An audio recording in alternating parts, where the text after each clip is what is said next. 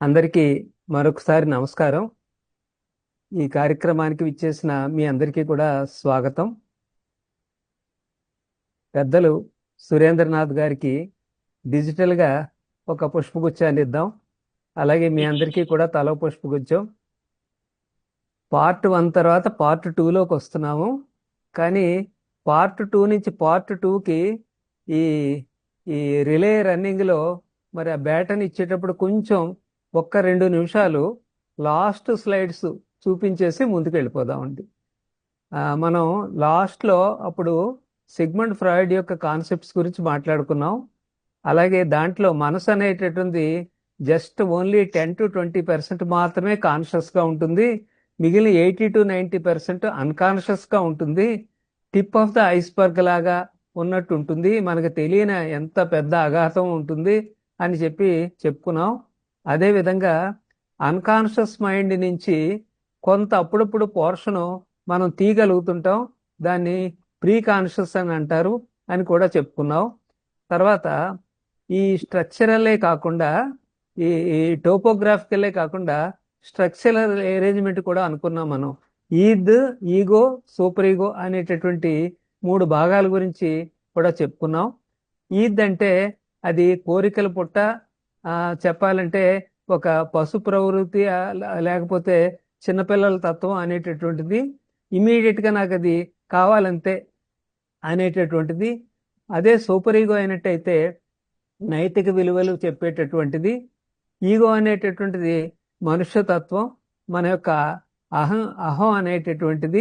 ఈ ఈ Eid super ego మధ్యలో ఈగో నలిగిపోతుంటుంది. ఈద్ అనేటటువంటిది ఆ ఆహారం కావాలి, ఈ ఆహారం కావాలి, ఆ బట్టలు కావాలి, లేకపోతే ఈ షోకులు కావాలి, లేకపోతే ఇంకా కొంచెం సమాజానికి అంగీకారం కానిటువంటివి, అలాంటి కోరికలు కూడా వెంటనే తీరిపోవాలి. ఇలాంటి రకరకాల విన్యాసాలన్నీ చేసేటటువంటిది ఈ ఈద్. ఒక పక్క నుంచి ఇది రకరకాల అవన్నీ చెప్తుంటుంటే సూపర్ ఈగో అనేటటువంటిది మనం పుట్టినటువంటి ఆ ప్రాంతం, అంటే ఆ ప్రాంతం, కల్చరు, పేరెంట్స్, అలాగే మనం పెరిగినటువంటి వాతావరణం, అలాగే మన మత ఆచార్యాలు, అలాగే మన యొక్క teachers, rules of the law of the land, ఇవన్నీ కూడా ఈ సూపర్ ఈగోని గ్రాడ్యువల్గా పెరిగేలా చేస్తాయి. అందుకనే మనం ఒక ఎగ్జాంపుల్ కూడా చెప్పుకున్నాం. మేక మాంసం, కోడి మాంసం తినడం అన్నది అది నిత్యకృత్యం ఏది కొన్ని కుటుంబాల్లో. అదే గొడ్డు మాంసం తినడం అంటే వాళ్ళు వాంతి చేసుకుంటారు. అదే గొడ్డు మాంసం తినేటటువంటి వాళ్ళు ఎంత రుచిగా ఉందో అంటుంటారు. కానీ కప్ప మాంసం గురించి మాట్లాడితే మాత్రం వాక్ అంటారు. మరి చైనాలోనేమో కప్పలు, మిడతలు, జెర్రులు అన్నీ కూడా తినేస్తుంటుంటారు. ఇందులో ఏది తప్పు, ఏది ఒప్పు అన్నది కాదు. అది మనం పెరిగినటువంటి వాతావరణాన్ని బట్టి మనం ఈ మోరల్స్ అనేటటువంటి పెట్టుకుంటుంటాం. ఆర్ట్ షుడ్ నాట్ అనేటటువంటివి, ఏది చెయ్యాలి, ఏది చేయకూడదు అనేటటువంటివి ఈ సూపర్ ఈగోలో భాగంగా ఉంటాయని అనుకున్నాం మనం. ఒక కోరికని నెరవేర్చుకోవడం కోసం, ఆ బజ్జీలు తినడం అనేటటువంటి నెరవేర్చుకోవడం కోసం ఎంత తపన పడ్డాడో ఇలాంటి ఒక ఎగ్జాంపుల్ కూడా చెప్పుకున్నాం. ఇలా రోజు కూడా ఎన్నో ఈ ఈగో ఎంతో ఫేస్ చేస్తుంటుంది. ఈ ఈద్ సూపర్ ఈగో మధ్యలో ఉండేటటువంటి ఈ సంఘర్షణలు తట్టుకోవడానికి రకరకాల రక్షణ విధానాల్ని పాటిస్తుంటుంటుంది. ఆ రక్షణ విధానాల్ని మనం ఇవాళ తెలుసుకోబోతున్నాం అన్నమాట. ఈగో తన్ని ఈ వీటి నుంచి, అంటే ఈ ఈద్ సూపర్ ఈగో మధ్య ఉండే సంఘర్షణ నుంచి ఏ విధంగా రక్షించుకుంటుంది అనేటటువంటి ఇది బేసిక్ మెకానిజం. ఒక మెకానిజం, దాన్ని రిప్రెషన్ అని అంటారు. ఇది డిప్రెషన్ కాదు, రిప్రెషన్. మనకు ఉండేటటువంటి కాన్షియస్ మైండ్లో అన్నీ కూడా మనకి అనుకూలమైనవే పెట్టుకుంటాం, ఆనందం కలిగించేవే పెట్టుకుంటుంటాం. కానీ మనకి భయం కలిగించేవి, బెంగ కలిగించేవి మనకు తెలియకుండానే అన్కాన్షియస్ మైండ్లోకి తోసేస్తుంటుంటాం. అందుకనే అన్కాన్షియస్ మైండ్ అంతా కూడా ఎంతో చెత్తతోటి నిండిపోయి ఉంటుందన్నమాట. ఆ చెత్త అంతా అది ఎప్పుడు బయటకు వద్దామా అని అప్పుడప్పుడు ప్రయత్నం చేస్తుంటుంది. ఆ ప్రయత్నంలో భాగం కిందే మనకి కళలు వస్తుంటుంటాయి. ఇదేమిటి ఈ కళ ఏమిటి ఇంత విచిత్రంగా వచ్చింది, అసలు నా బుర్రలో ఇలాంటి కంటెంట్ ఉందా అని ఆశ్చర్యం కలిగించేటటువంటివి, లోపల ఉండేటటువంటి యాంగ్జైటీ, టెన్షన్ జనరేట్ చేసేటటువంటి చెత్త అది మారువేషంలో కళల రూపంలో బయటకు వచ్చేస్తుంటుంది అనమాట. సరే, ఏదో ఒక భయం భయం కొలిపేటటువంటి ఒక సంఘటన జరిగింది. దాన్ని ఈ ఈగో రక్షించుకోవడం కోసం రిప్రెస్ చేసేసింది, అన్కాన్షియస్లోకి పంపించేసింది అనుకుందాం. ఇది ఇక్కడ ఒక ఎగ్జాంపుల్ అనమాట రిప్రెషన్కి. విలేకరు అడుగుతున్నాడు ఆ రాజకీయ నాయకుడిని, పార్టీ మారాక ఈయన్ని ఇంతలా పొగిడేస్తున్నారు, ఒకప్పుడు ఈయన మీరు నీచుడు, నికృష్టుడు, కసాయి, ఎర్రగడ్డలో పారేయాల్సిన మొరటోడు, మెంటలోడు, దోపిడీదారు, ఇలా ఎన్నెన్నో తిట్టారు కదా అని చెప్పేసేసి ఆ పార్టీ మారిపోయాక ఆ పార్టీ నాయకుడి గురించి తను అడుగుతుంటే, రామరామ ఆ మహానుభావుడిని నేను తిట్టడమా, ఇంకా నేను కళ్ళు పోతాయి, ఇదంతా మీడియా కుట్ర అని అంటున్నాడు. అంటే అక్కడ నాటకం ఆడడం అని కాదు, తనకి ఏదైతే అన్ప్లెజెంట్గా ఉంటుందో, ఒకప్పుడు తిట్టిన నాయకుడి యొక్క పార్టీలోనే చేరేటప్పటికి ఒకప్పుడు తను తిట్టిన తిట్లు కూడా అన్కాన్షియస్ మైండ్లో తోసేటప్పటికి తనకి గుర్తే లేదనమాట. ఈ రిప్రెషన్లో జరిగేటటువంటిదంతా కూడా లోపల రెడీగా ఉంటుందన్నమాట, ఎప్పుడు బయటకు వచ్చేస్తానా అన్నట్టుగాను. ఏదో ఆ పొట్టలోని ఊగించ కూడా నాందో బయటికి ఎప్పుడు వచ్చేద్దామని చూస్తుంది అన్నట్టుగానే ఇది బయటికి రావడానికి ట్రై చేస్తుంటుంటుంది. ఈ సినిమా నేను చూడలేదు, కానీ ఈ సినిమా గురించి నేను విన్నాను. కృష్ణవేణి అనే ఒక సినిమా, అంటే నాకు తెలిసినంత వరకు ఆ కథలో హీరోయిన్ తన క్లాస్మేట్స్ ఫ్రెండ్స్ తోటి ఏదో కృష్ణ అనేది ఒడ్డుకి వెళ్తుంది. అక్కడ వీళ్ళందరూ షికారు చేస్తుండగా ఈ అమ్మాయి ఏదో కొంచెం దారి తప్పి కాస్త కొంచెం ముందుకు వెళ్ళిపోతుంది. అప్పుడు కొంతమంది దుండగులు బారిన పడుతుంది. జరగాల్సింది ఏదో జరిగిపోయింది. జరిగిపోయిన తర్వాత ఆమె లేచిన తర్వాత అయితే ఏం జరుగుతుంది, లేకి మనస్తత్వం అయితే ఏ సూసైడల్ అటెంప్టో చేస్తారో, అదే కొంచెం ధైర్యవంతురాలు అయితే వెళ్ళి పోలీస్ స్టేషన్కి వెళ్ళి రిపోర్ట్ ఇచ్చి ఇలా జరిగింది అలా జరిగింది అని మొత్తం అంతా కూడా చేస్తారు. ఈ రెండూ చేయలేదు. ఈ అన్ప్లెజెంట్ ఈవెంట్ని అన్కాన్షియస్ మైండ్లోకి తెలియకుండానే తోసేసింది. తోసేసేటప్పటికి ఏమీ జరగనట్టుగా ఇంటికి వెళ్ళిపోయింది. మామూలు జీవితం గడుపుతున్నప్పుడు తర్వాత ప్రేమలో పడ్డం, హీరో ఏమో ఈ అమ్మాయిని తీసుకుని కృష్ణానది ఒడ్డుకి షికార్కి అలా తీసుకెళ్ళినప్పుడు అప్పుడు ఈ అన్కాన్షియస్ మైండ్లో ఉన్నటువంటి ఈవెంట్ బయటికి రావడానికి ట్రై చేస్తుంది అనమాట. అప్పుడు ఆ అమ్మాయి ఇక్కడ పోయింది పోయింది ఇక్కడే పోయింది అని చెప్పేసి ఏడ్ చేయడం, భయపడిపోవడం. ఏం పోయిందో చెప్పంటే ఏమో ఏదో పోయింది అంటే, ఇలా అన్కాన్షియస్ మైండ్లో రిప్రెస్ చేసుకుని మన ఈగో రక్షించుకుంటుంది. కానీ ఎప్పటికైనా సరే ఆ చెత్తకుండీ మనలో భాగమే కాబట్టి ఆ చెత్తకుండీలో ఉండేటటువంటిది అప్పుడప్పుడు ఎక్స్ప్రెషన్కి ట్రై చేస్తుంటుంది అనమాట. ఇంకొక రెండు మెకానిజమ్స్, రెండు కూడా ఒకదానికొకటి రిలేటెడ్. చాలా మంది అంటే కొత్తగా వచ్చేటటువంటి వాళ్ళు ఒకదానికొకటి కన్ఫ్యూజ్ అయిపోయి రేషనలైజేషన్ బదులుగా రియాక్షన్ ఫార్మేషన్ అటు ఇటు రాసేస్తుంటారు. కానీ నేను చెప్పేది ఒరిజినల్ సిగ్మండ్ ఫ్రాయిడ్ కూతురు అన్నా ఫ్రాయిడ్ అని ఆవిడ ఇవన్నీ కూడా తన తండ్రి గారి యొక్క వర్క్ కంటిన్యూ చేసి ఎక్స్ప్లోర్ చేసి మనకు అందించింది అనమాట. రేషనలైజేషన్ అంటే ఏమిటంటే, మనం ఏదో ఒక తప్పుడు పని చేస్తుంటుంటాం, కానీ ఎదటి వాళ్ళకి అది తప్పుడు పని అని ఎదటి వాళ్ళకి చాలా సులువుగా తెలిసిపోతుంటుంది. కానీ తప్పుడు పని అని మన అహం అంగీకరించదు. మనం చేసే తప్పుడు పనిని దాన్ని సమర్థించుకోవడానికి ట్రై చేస్తుంటుంటుంది. ఉదాహరణకి ఓ డాక్టర్ గారు ఉన్నారు. ఆ డాక్టర్ గారు అప్పుడెంత ప్రాక్టీసు ఇప్పుడు అంతే ప్రాక్టీసు, రోజు 50 కేసులు చూస్తుంటుంటాడు ఆయన. ఇది వరకు మనం ఆయన ఏడాది స్టాటిస్టిక్స్ చూసినట్టయితే నెలలో ఒకటో రెండో స్కానింగ్లు చేయించేవాడు, నెలలో ఏదో 10-15 ఎక్స్రేలు తీయించేవాడు. ఇప్పుడైతే సేమ్ 50 పేషెంట్లే వస్తున్నారు, కానీ నెలలో ఒక 20-30 స్కానింగ్లు చేయించేస్తున్నాడు, ఒక 50-100 ఎక్స్రేలు తీయించేస్తున్నాడు. ఎవరైనా అడిగారనుకోండి, డాక్టర్ గారు ఏంటి ఈ మధ్య ఇలా ఇంత ఎక్కువ రాసేస్తున్నారేంటి టెస్టులు అంటే, ఆయనే నిజాయితీగా చెప్పుకోవాలంటే ఏం లేదండి, ఇదివరకు ఎవరో కమిషన్లు ఇచ్చేవారు కాదు, ఇప్పుడు మాకు 30% కమిషన్ ఇస్తున్నారు వాళ్ళు, అందుకని అవసరం ఉన్నా లేకపోయినా రాసేస్తున్నాను అని నిజాయితీగా ఒప్పుకుంటాడా? ఒప్పుకోలేడు. ఒప్పుకోనివ్వదు. అందుకని ఏమంటాడు? ఏం చెప్తామండి, కన్జ్యూమరిజం పెరిగిపోయింది కదా. ఇదివరకు అయితేనేమో డాక్టర్ అంటే దేవుడు అనేవారు, అందుకనే అన్ని లిమిటెడ్గా చేసేవాళ్ళం. ఇప్పుడు చివరికి తలనొప్పి కేసు వచ్చినా ఏమో బుర్ర లోపల ఏ ట్యూమర్ ఉందో, రేపు పొద్దున్న ఏమన్నా గొడవ అవుతుందేమో, అందుకనే తీయించేస్తున్నాను స్కాన్లు. ఎక్స్ మరి రొంప పట్టిన వాడు కూడా వాడికి రొంపే ఉందో లేకపోతే లంగ్ క్యాన్సర్ ఉందో, ఎందుకైనా మంచిదని ఎక్స్రే తీయించేస్తున్నాను అని ఆ విధంగా సమర్థించుకోవడాన్ని రేషనలైజేషన్ అంటారు అనమాట. రెండవది రియాక్షన్ ఫార్మేషన్. ఈ రియాక్షన్ ఫార్మేషన్లో తనకి కావాలి, ప్రయత్నం చేస్తాడు, కానీ ఫెయిల్ అవుతాడు. ఫెయిల్ అయిన ఒప్పుకోబుద్దేది కదా మరి.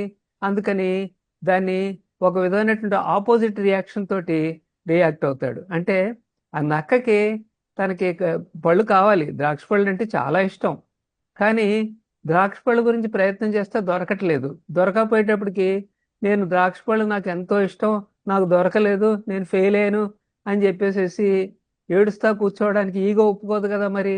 అందుకనే ఏదో బోర్డు ద్రాక్ష పళ్ళు ఎవరికి కావాలి, పుల్లగా ఉంటాయి ఇవి అని చెప్పేసి తనే వదిలేసినట్టుగా వెళ్ళిపోతుండ జరుగుతుంటుంది అనమాట. అలాగే ఇప్పుడు ఏదో నీట్ పరీక్షలు రాస్తారు. నీట్ పరీక్షలు రాస్తే లక్షల మంది రాస్తారు. మరి ఎంబీబీఎస్ సీట్లు కొన్నే ఉంటాయి కాబట్టి కొంతమందికి దొరుకుతాయి. ఎంబీబీఎస్ సీటు దొరకని వాడు ఏ అగ్రికల్చర్ బీఎస్సీలోనో లేకపోతే వెటర్నరీ సైన్స్లోనో లేకపోతే నర్సింగ్ కోర్సులోనో ఎందులోనో చేరడం జరుగుద్ది. జరిగితే ఏంటమ్మా ఏంటి మరి, ఏంటి నువ్వు ఏదో ఎంబీబీఎస్ ట్రై చేసావు కదా, మళ్ళీ లాంగ్ టర్మ్ తీసుకుంటావు అంటే ఏదో ఎంబీబీఎస్ ఏంటండి బాబు, ఎందుకు, శుభ్రంగా ఈ ఈ పశువులకి వీటికి సేవ చేసుకుంటుంటే ఎంత చక్కగా ఉంటుంది, ఆ గోమాతకు రోజు కూడా సేవ చేసుకోవడం కింద ఉంటుంది కదా, అందుకనే నాకు వెటర్నరీ ఇష్టం, అందుకే వెటర్నరీ తీసుకున్నాను అంటాడు. అలాగే అంటుంది ఆ అమ్మాయి. అలాగే ఒక అతను ఏదో సివిల్స్ రాయడానికి ట్రై చేస్తున్నాడు, జనాల్లో వాళ్ళ బంధువుల్లో బాగా అల్లరయ్యాడు, ఏదో సివిల్స్ రాస్తున్నట్టే వాళ్ళ అబ్బాయి కలెక్టర్ అయిపోతాడటని.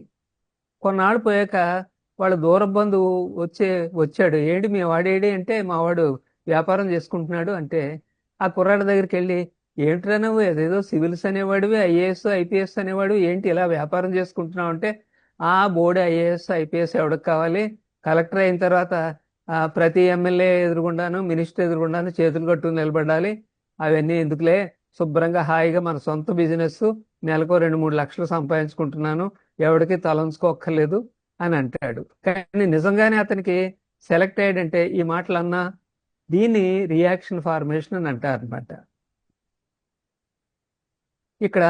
ఇక్కడ ఒక కార్టూన్ పెట్టడం జరిగింది. ఎలక్షన్లో ఏదో నాకు చిన్న ఎంపీ సీట్ ఇప్పిస్తారని వచ్చాను అని చెప్పి హైకమాండ్ దగ్గర అడుగుతున్నాడు. నీ లెవెల్కి సర్పంచ్ కూడా ఎక్కువే, మీ ఊరు సర్పంచ్గా పోటీ చేసుకుంది కానీ ఎంపీ కావాలా నీకు అని పైన చివాట్లు వేశారు. చివాట్లు వేస్తే ఇక్కడ ఊరికి వచ్చి మరి మొహం చెల్లదు కదా, మొహం చెల్లక ఎంపీ అయితే మీతో ఎక్కువ కాలం గడపడానికి కుదరదు కాబట్టి అస్మాను ఢిల్లీ వెళ్ళిపోవాలి కాబట్టి అది నాకు వద్దు, వాళ్ళు ఇస్తానన్నా కానీ నాకు వద్దు, ఊరు సర్పంచే కావాలి అని చెప్పేసి జనాలకు సేవ చేసుకోవాలని చెప్పేసి కోరి తెచ్చుకున్నాను అని అంటాడు తప్ప వాళ్ళు నన్ను గెంటేశారని అండు. అలాగే బెండప్పారావు ఆర్ఎంపీ, నేను ఎంబీబీఎస్ ఎంఎస్ ఎఫ్ఆర్సిఎస్ లండన్ ఇవన్నీ కూడా చదివేద్దాం అనుకుని మానేశాను. ఆ డాక్టర్లని జనాలు నమ్మరు, ఆర్ఎంపీ అయినట్టయితే జనాలు నమ్ముతారని ఇలా డిసైడ్ అయిపోయాను. ఈ విధంగా ఇవి అన్నీ కూడా రియాక్షన్ ఫార్మేషను రేషనలైజేషను మనకి కలిసి ఉంటుంటాయి అన్నమాట. నెక్స్ట్ మెకానిజం ఏంటంటే డినయల్. ఏదైనా ఆపద వచ్చినప్పుడు ఆ ఆపదని అంగీకరించలేదు ఈగో, అందుకని ఏం చేస్తుంటుందంటే ఉష్ట్రపక్షిలాగా తలకాయ ఇసుకలో దూర్చుతుందట. అంటే ఇక్కడ ఒక సైంటిఫిక్ ఫ్యాక్ట్ చెప్పాలి, ఉష్ట్రపక్షి నిజంగా అలా తలకాయ దూర్చదట, అది ఒక అపోహ మాత్రమే, కాకపోతే మనకి అలా జనాలు చెప్తారు కాబట్టి అది అలాగా. డినయల్ అంటే ఆస్ట్రిచ్. ఇప్పుడు ఏదైనా ఒక పెద్ద ప్రమాదం వచ్చిందనుకోండి, వాడు ఇంకా అస్మాను ప్రమాదం గురించి ఆలోచిస్తుంటే మనసు తల్లడిల్లిపోతుంది, అందుకని దాన్ని తాత్కాలికంగా పక్కన పెట్టేస్తాడు. ఇప్పుడు ఉదాహరణ పరీక్షలు ఉన్నాయనుకోండి, ఇప్పుడు నుంచి ఎవడు చదువుతాడు, ఎప్పుడో మార్చిలో కదా, అనుకుని నెగ్లెక్ట్ చేస్తుంటాడు. చివరికి జనవరిలో కూడా ఇంకా 2 నెలలు ఉంది కదా, ఇప్పటి నుంచి చదివితే మర్చిపోతాం అనుకుంటాడు. తీరా పరీక్షలు ఒక 15 రోజులు ఉన్నాయనక పుస్తకం తీసేటప్పటికి అంతా కూడా అగమ్య గోచరం, బోల్డ్ పెద్ద సిలబస్ ఉంటుంది. ఇంకప్పుడు దిక్కు తోచక పుస్తకం మూసేసేసి సినిమాకి వెళ్ళిపోతాడు. అంటే సినిమాకి వెళ్ళడం సొల్యూషన్ అంటే డినయల్ అనమాట. కరోనా వచ్చిన కొత్తలో డినయల్ ప్లే చేసేవారు చాలా మంది.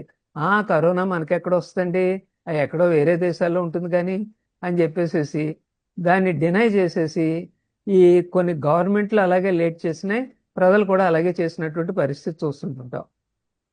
ఇక ఇక్కడ ఏదో నేను మీమ్ ఒకటి పెట్టాను, ఇది భాష అడ్డా, కొంచెం నోరు అదుపులో పెట్టుకో బ్రదర్ అని అంటుంటే, భాష ఎవడా జఫాగాడు బ్రహ్మి పేరు చెప్తే పడిపోద్ది, అంతే కింద తడిసిపోద్ది. నిజంగా భాష వచ్చేటప్పటికి గడగడలాడిపోతున్నాడు. కరోనా అది కార్పొరేట్ కుట్రరా, వెరిపీనుగులారా, అసలు అలాంటిది ఏమి ఉండదు. నిజానికి అతనికే కరోనా వచ్చేటప్పటికి డాక్టర్ గారు పర్వాలేదంటారా, బతుకుతానంటారా అని చెప్పేసి అంటున్నాడు అనమాట. Next mechanism undoing. డూయింగ్ అంటే మనకు తెలుసు చేయడం అని, అన్డూయింగ్ అంటే చేసిన దాన్ని తిరిగి వెనక్కి తీసుకోవడం, రివైండింగ్ లాంటిది అనమాట, లేకపోతే కాంపెన్సేషన్ లాంటిది అనమాట, ప్రాయశ్చిత్తం లాంటిది అనమాట. ఏడాది పొడుగునా ఎన్నో తప్పుడు పనులు చేస్తాడు. చేసి ఆ తప్పుడు పనులన్నీ చేసి కోట్లు సంపాదిస్తాడు.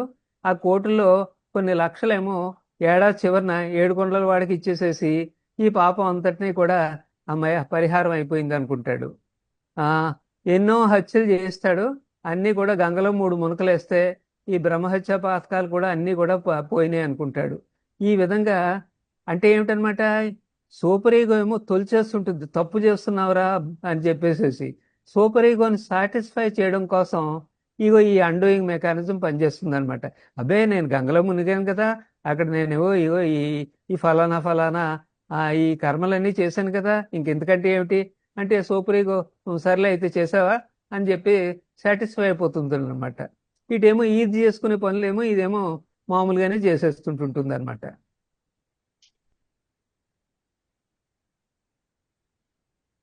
ఇక్కడ ఒక మీమ్ పెట్టాను, మన పాల డబ్బాల్లో కల్తీ పడిందట, ఆ బ్యాచ్ని కానీ వెనక్కి తీసేసుకొచ్చేస్తే ₹1,00,00,000 నష్టం, ఏ చేతులు తడపాలా ఈ తడిపే, లేకపోతే శాలరీలు తీసేయి అని చెప్పేసి ఆర్డర్ ఇస్తున్నాడు. ఆ తర్వాత ఈ పాపానికి పరిహారంగా పిల్లలు, అంటే ఎంతమంది పిల్లలు ఈ కల్తీ పాల డబ్బాల మూలన ఏమైపోయారో తెలియదు కానీ శిశు సంక్షేమ కేంద్రానికి నా విరాళం కింద ₹1,00,000 రాసుకోండి అని చెప్పేసి ఓ పక్క నుంచి ఇస్తున్నాడు. అలాగే రావు గోపాలరావు గారి స్టైల్లో 4 మర్డర్లు, 5 మానభంగాలు, ప్రాయశ్చిత్తం విడివిడిగా అయితే ఏం చేయాలి, హోల్ మొత్తం అయితే ఏం చేయించాలో చెప్పండి పంతులు గారు అని చెప్పేసి అడుగుతున్నాడు అనమాట. ఇవన్నీ అన్డూయింగ్ మెకానిజమ్స్ అన్నమాట.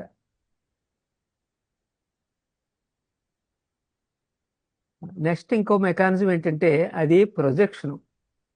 మన బుర్రలో ఎంతో చెత్త తయారవుతుంటుంటుంది.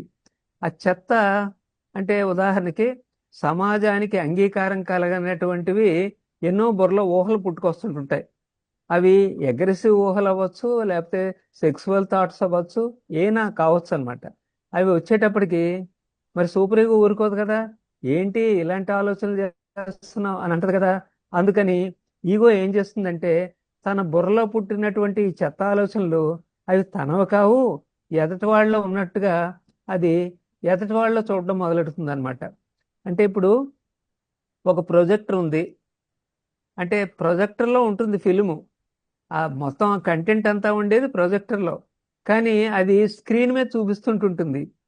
చూసేవాళ్ళకి ఎలా ఉంటుందంటే విలన్ ఎవరయ్యా అంటే స్క్రీన్ అన్నట్టు ఉంటుంది. అంతేగాని నిజమైన విలను ప్రొజెక్టరు, స్క్రీన్ ఓన్లీ నిమిత్తం మాత్రం అంతే అన్నట్టు ఉండదు. అలాగా ఎవరికైనా బుర్రలో చెడ్డ ఉండే వాళ్ళకి ప్రపంచంలో బయట వాళ్ళలో ఆ చెడ్డలు కనిపిస్తుంటుంటాయి. మీరు గమనించండి, ఈ కాలేజీల్లో వాటిల్లోనూ ఈ టీచర్స్ లెక్చరర్స్ రూములు ఉంటాయి. ఒక ఏ ఉమెన్స్ కాలేజ్ అనుకోండి, అక్కడ 4 లెక్చరర్ కూర్చుని వాళ్ళు మాట్లాడుకోవడం మొదలెడతారు. ఏమే నీకు తెలుసా, అగో ఆ బిఎస్సి థర్డ్ ఇయర్లో ఉంది చూసావా, ఆ ఫలానా అమ్మాయి, ఆ అమ్మాయి వాడు ఫలానా వాడితో తిరుగుతుంది. నేను కూడా చూశాను, మన చెట్టు కింద కౌరులు చెప్పుకుంటున్నారు. నేను చూశానే, ఆ సినిమా హాల్లో ఎక్కలో పక్కపక్కలోను. కొంచెం ఈ మధ్యదానికి కొంచెం పొట్ట ఎత్తుగా ఉన్నట్టుంది, ఏదో అయిపోయే ఉంటుంది. అంటే ఏంటనమాట, వీళ్ళ దృష్టి అంతా కూడా తమకు ఉండేటటువంటివి, తమేమో హోలీ కౌసు, మిగిలిన వాళ్ళందరూ కూడా ఏదో అన్నట్టుగా. మనకి ఒక కథ చెప్తారు, రామకృష్ణ పరమహంస గారి పేరుతోటో ఒక గురువు గారు. ఒక శిష్యుడేమో ఒక అమ్మాయి మునిగిపోతుంటుంటే నగ్నంగా ఉన్న అమ్మాయిని కూడా బయటికి తీసుకొచ్చి రక్షిస్తాడు. ఆ వీళ్ళిద్దరూ ఇంటికి వచ్చిన తర్వాత గురువు గారితో ఆ రెండో శిష్యుడు, అగో వీడండి ఇలాంటి పని చేశాడండి అని చెప్పేసి అంటాడు. కానీ గురువు గారు అంటారు, వాడేమో అక్కడే వదిలేశాడు దాన్ని, నువ్వు మాత్రం ఇంకా మోసుకు తిరుగుతున్నావు అన్నట్టుగాను. ఇలాగా మన బుర్రలో ఉండేటటువంటివి బయట వాళ్ళలో చూడటం, దాన్ని ప్రొజెక్షన్ అని అంటారు అనమాట. ఇది మనకి కృష్ణుడు ధర్మరాజుతోటి ప్రపంచంలో చెడ్డవాళ్ళు ఎవరైనా ఉన్నారా అని అడిగారనుకోండి, అప్పుడు ధర్మరాజు, అయ్యయ్యో ప్రపంచంలో అసలు చెడ్డవాళ్ళు ఎక్కడ ఉంటారండి, అందరూ కూడా మంచివాళ్లే. అదేమిటి, మీ మీ కజిన్ ఉన్నాడు కదా దుర్యోధనుడు, వాడు కూడా వాడు మరి పరమ చెడ్డవాడు కదా. అయ్యో దుర్యోధనుడు అనకండి, సుయోధనుడు అనండి, వాడు చాలా మంచోడండి. అంటే తన బుర్రలో ఉండే మంచి అందరిలోనూ చూడటం ఇదనమాట. అదే దుర్యోధనుడి దగ్గరికి వెళ్ళి ప్రపంచంలో ఎవరైనా మంచివాళ్ళు ఉన్నారా అని అడిగినట్టయితే మొత్తం అంతా కుళ్ళేనండి అని చెప్పడం జరుగుతుంటుంది అనమాట. ఇలా తమ మనసులో ఉండేటటువంటి బయట చూసేటటువంటిది ఇది ప్రొజెక్షన్. మీ బద్ధశత్రువు ఫలానా ఆయన గురించి మీ అభిప్రాయం ఏమిటి అంటే ఆయన చెప్తున్నాడు, సుంఠ, అపరాచుడు, ముద్దురాచిప్ప, బడవ, వెదవాయి, వాజమ్మ, ముద్దపప్పు, బడుద్దాయి, అవతారం, నాలిముచ్చు, చవటాయి, తింగర సన్నాసి, దివాలాకోరు, యాబ్రాసి, అక్కుపక్షి, దొంగ కోళ్లు పట్టే మొహం అని ఇన్ని చెప్తున్నాడు. చెప్తుంటుంటే రిపోర్టర్ అంటున్నాడు అనమాట, నేను మిమ్మల్ని మీ స్వీవర్ణ చేసుకోమనలేదండి, నేను అడిగింది ఏడుకొండల గారి గురించి చెప్పమని. అంటే తన మనసులో ఉండేటటువంటి తన అంతా కూడా అవతల వాడి మీదకి ఆపాదించి చెప్పేటటువంటి ఈ ప్రొజెక్షన్ అనమాట ఇది. ఇక ఇంకో మెకానిజం ఏంటంటే దాని పేరు కాంపెన్సేషన్. ఎవరికైనా ఏదైనా సరే ఒక డిఫెక్ట్ ఉన్నట్టయితే ఆ డిఫెక్ట్ని దాన్ని కాంపెన్సేట్ చేసుకోవడానికి మిగిలిన ఏరియాస్ అవి హైపర్ట్రోఫీ అవుతాయి, అవి మరింత బలపడిపోతాయి అన్నమాట. అంటే ఒక కాలు వీక్గా ఉందనుకోండి, మిగిలిన కాలు, మిగిలిన శరీరంలో ఉండేటటువంటి కండరాలు ఇవన్నీ ఎక్కువగా బలపడడానికి అవకాశం ఉంటుంటుంది అనమాట. మీరు గమనించండి, ఎవరికైతే కళ్ళు బాగా కనపడవో వాళ్ళకి చెవులు బ్రహ్మాండంగా వినపడుతుంటాయి, ఎవరికి చెవులు సరిగ్గా వినపడవో వాళ్ళకి కళ్ళు బ్రహ్మాండంగా కనపడుతుంటుంటాయి. ఏమిటంటే కాంపెన్సేషన్ అనమాట. అలాగే ఆ అమ్మాయి సుధాచంద్రన్, మయూరి ఫేమ్, మరి కాలు పోయింది అనేటటువంటి ఒక ఆ బలహీనతను కవర్ చేసుకోవడానికి అంతకు మించి ఎంతో గొప్ప పేరు తెచ్చుకునేటటువంటి పరిస్థితి మనం చూస్తుంటాం. ఇంకొక మెకానిజం పేరు సబ్లిమేషన్. సబ్లిమేషన్ అనేటిది ఇది హెల్దీ మెకానిజం. అంటే ఇప్పటి వరకు చెప్పిన వాటిల్లో ఎంతో కొంత ఇమ్మెచ్యూరిటీ కనపడుతుంది మనకి.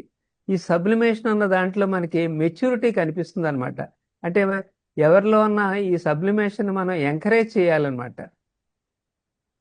బాగా ఇబ్బంది పెట్టేటటువంటివి 2 రకాల ఇంపల్సెస్ ఫ్రాయిడ్ చెప్పేవి ఏంటంటే, ఒకటి అగ్రెసివ్ ఇంపల్సెస్, రెండోది సెక్సువల్ ఇంపల్సెస్.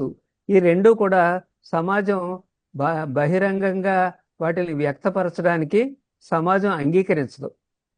ఒక కుర్రాడు ఉన్నాడు, వాడు చిన్నప్పటి నుంచి ఎంత అగ్రెసివ్గా ఉన్నాడంటే చిన్నదానికే చర్రం కోపం వచ్చేస్తుంది, వాడు పక్కడు ఎవడని చూడడం చితగొట్టేస్తుంటుంటాడు.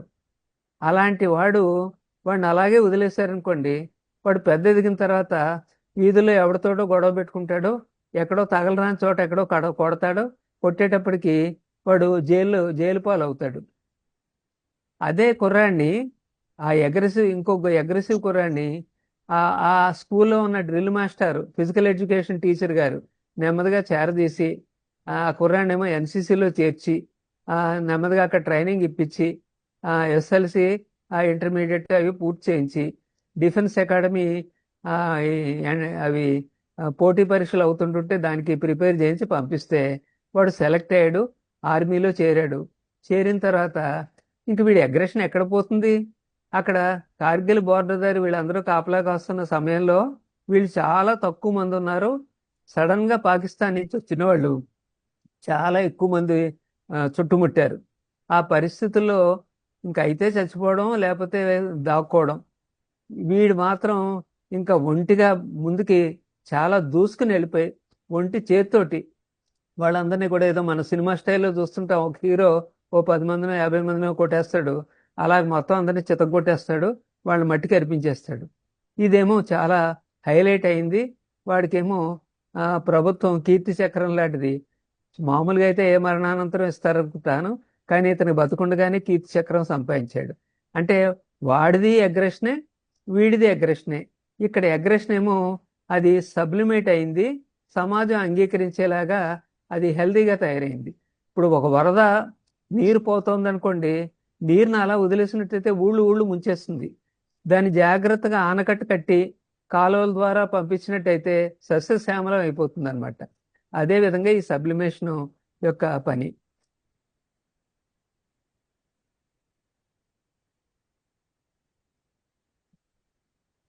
ఒంటి చేత్తో నలుగురిని లేపేశాను, జైల్లో పారేశారు. ఒంటి చేత్తో నలుగురు టెర్రరిస్టులను లేపేశాను, కీర్తి చక్రం ఇచ్చారు. ఇదే విధంగా ఈ ఈ సెక్సువల్ ఇంపల్సెస్ కూడా వాడు ఇంకా ఫ్రీగా ఎక్స్ప్రెస్ చేసేస్తున్నాడు అనుకోండి. బయట వాడు ఇష్టం వచ్చినట్టుగా అడ్డమైన మాటలు మాట్లాడడం, అడ్డమైన పనులు చేస్తుంటుంటే ఏదో రోజు ఏ పోక్సో కేసు కిందో లేకపోతే రేప్ కేసు కిందో వాడిని లోపల పారేస్తారో వాడి పని అయిపోతుంది. అదే సబ్లిమేషన్లో తనకున్నటువంటి ఆ ఇంపల్సెస్ అన్నిటినీ ఒక ఆర్ట్ రూపంలో ఒక చిత్రకళలాగా వేయడం మొదలెట్టాడు అనుకోండి, మొత్తం అంతా కూడా ఆ రూపంలో బయటకు వచ్చేస్తుంటుంది. లేకపోతే ఒక సినిమా దర్శకుడు అయ్యాడు అనుకోండి, అంటే ఆ సెక్సువల్ ఇంపల్సెస్ ఎక్కడికి పోవు, కానీ అవన్నీ కూడా కళాత్మకంగా సమాజం అంగీకరించేలా ఆహా ఓహో ఎంత గొప్ప తీసాడు అన్నట్టుగా. నేను ఇప్పుడు ఇలా చెప్తుంటుంటే మీకు బహుశా కొన్ని పేర్లు గుర్తొస్తాయి కూడాను. ఒక గొప్ప చిత్రకారుడు అతనికి ఉండేటటువంటి భావాలను అంతా కూడా ఏ విధంగా చూపించాడో, అలాగే ఒక గొప్ప డైరెక్టరు తనకు ఉండేటటువంటి ఆ రకం ఐడియాస్ని ఏ విధంగా మలుచుకున్నాడు అనేటుంది మనకి గుర్తొస్తుంది.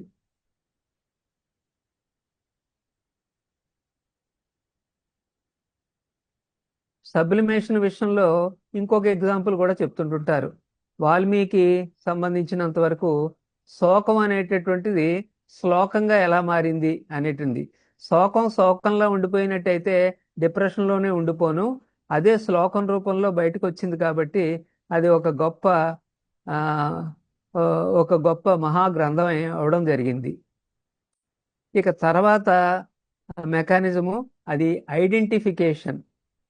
మనం చిన్నప్పటి నుంచి కొంతమంది వ్యక్తులను కానీ కొన్ని వ్యవస్థలతో కానీ ఐడెంటిఫై అవుతాం. అంటే ఏంటంటే కనెక్షన్ పెట్టేసుకుంటాం అనమాట. ఎంత కనెక్షన్ పెట్టుకుంటాం అంటే మమేకం అయిపోతాం అనమాట, తాదాత్మ్యత చెందుతాం అనమాట. ఉదాహరణకు ఒక అతను చిన్నప్పటి నుంచి కూడా గాంధీ గురించి బాగా ఎక్కువ విని ఆ, ఇంకా గాంధీ అంటే ఎంతో అభిమానాన్ని పెంచేసుకుని గాంధీ పుస్తకాలే చదవడం, గాంధీ యొక్క మొత్తం ఆయన రాసిన పుస్తకాలు కొన్ని టేపులు ఉంటే అవి వినడం, గాంధీ సినిమా చూడడం, ఇలాంటివన్నీ చేయడం మొదలెట్టేటప్పటికి కొన్నాళ్ళకి వీడి మాట తీరు, వీడి నడక గాంధీ నడకలా మారిపోయింది. చివరికి వాడికి గాంధీ నిక్ నేమ్ పెట్టేలాగా. ఇది వరకు గాంధీ ఇంగ్లీష్ సినిమా వచ్చినప్పుడు దాంట్లో నటించినటువంటి గాంధీ పాత్రధారి నేనా గాంధీ పాత్ర అని అయితే నాకు ఒక 2-3 నెలల టైం ఇవ్వండి అని అడిగి ఆ 2-3 నెలలు కూడా ఐసోలేటెడ్గా ఒక చోట ఉండి అన్నీ కూడా గాంధీ లిటరేచర్ చదవడం, గాంధీని బాగా అధ్యయనం చేసి తను ఆ ఐసోలేషన్ నుంచి బయటకు వచ్చేటప్పటికి అచ్చు గాంధీలాగే తయారైపోవడం అన్నది వింటుంటాం అనమాట. అలాగే చిన్నప్పటి నుంచి కూడా ఏదో ఒక టెర్రరిస్ట్లో లేకపోతే ఈ పుష్పబాబుతో ఇలాంటిది ఏదో అట్రాక్ట్ అయిపోయాడు అనుకోండి, పెద్దదిగాక నేను కూడా ఆ ఎర్రచందనం అడవుల్లోకి వెళ్ళిపోయి ఇంకా ఎంత గొప్పగా చేస్తానో చూడండి అనేటటువంటిది. అందుకనే మనకి కొంతమంది ఆ ఐడెంటిఫికేషన్ తోటి అడవుల్లో అన్నల్లాగా అక్కల్లాగా వెళ్ళిపోతుంటుంటారు కూడాను.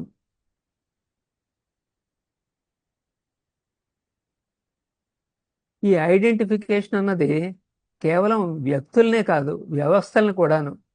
ఇప్పుడు మామూలుగా మనం పక్కవాడు తెలుగువాడైనా కానీ ఏం పట్టించుకోం, అందుకనే అందరూ తెలుగువాడమే కాబట్టి.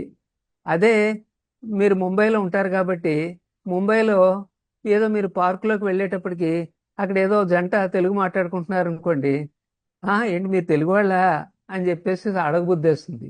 అదే బొంబాయిలో అయితే పోనీ ఇంకా చాలా మంది ఉంటారు తెలుగు వాళ్ళు. అదే ఎక్కడో ఏ వేరే ఏ ఆస్ట్రేలియాలోనో లేకపోతే సౌత్ ఆఫ్రికాలోనో తెలుగు వినబడేటప్పటికి ఒక్కసారి దగ్గరికి వెళ్ళి ఏ ఊరి మీది అని అడగబుద్దేస్తుంది. అలాగే వారిని మీది తెనాలా, మాది తెనాలే, ఎక్కడా మీ ఇల్లు, మీ మ- మంది మంది బరంపురం అన్నట్టుగా అది ఐడెంటిఫికేషన్ విత్ ఏ ప్లేస్ లేకపోతే ఐడియాలజీస్. మీరు ఏమన్నా అనండి, నన్ను చీరేయండి, నేను ఒప్పుకుంటాను, కానీ మా కార్ల్ మార్క్స్ని మాత్రం ఏమన్నారంటే మాత్రం నేను ఊరుకోను. అంటే అంత ఐడెంటిఫై అయిపోయాడు అనమాట కార్ల్ మార్క్స్ తోటి. లేకపోతే కొంతమంది బుద్ధిజం గురించి ఎక్కువ మాట్లాడుతుంటారు, కానీ అంతా వాళ్ళ ప్రవృత్తి అంతా కూడా హింసే, కానీ బుద్ధుడి గురించి అలా ఐడెంటిఫై అయిపోయినట్టు ఉంటుంటారు. ఏదో రైల్లో ప్రయాణం చేస్తున్నాం అనుకోండి, ఆ కాలక్షేపానికి ఏదో ఆ, ఏంటి మీరు ఏం చేస్తుంటారు అంటే, నేను ఫలానా లెక్చరర్ని. ఆహా, అలాగండి, ఏ లెక్చరరు? బాటనీ లెక్చరర్ని. నేను లెక్చరర్ని, నేను ఫిజిక్స్. ఇందుకే ఎక్కడ చదువుకున్నారో? రాజమండ్రి ఆర్ట్స్ కాలేజీలో చదువు. అరే, రాజమండ్రి ఆర్ట్స్ కాలేజా? నేను ఆర్ట్స్ కాలేజే. అప్పుడు మీ ప్రిన్సిపాల్ గారు ఎవరు? ఆహా, హనుమంతరావు గారా? హనుమంతరావు గారు అప్పుడు నేను చేరేటప్పటికి అప్పటికి ఆయన రిటైర్ అయిపోయారులేండి. అంటే ఒక్కసారిగా ఆప్యాయత, ఎక్కడ లేని బంధుత్వం వచ్చేస్తుంటుంది అనమాట. ఇది ఐడెంటిఫికేషన్.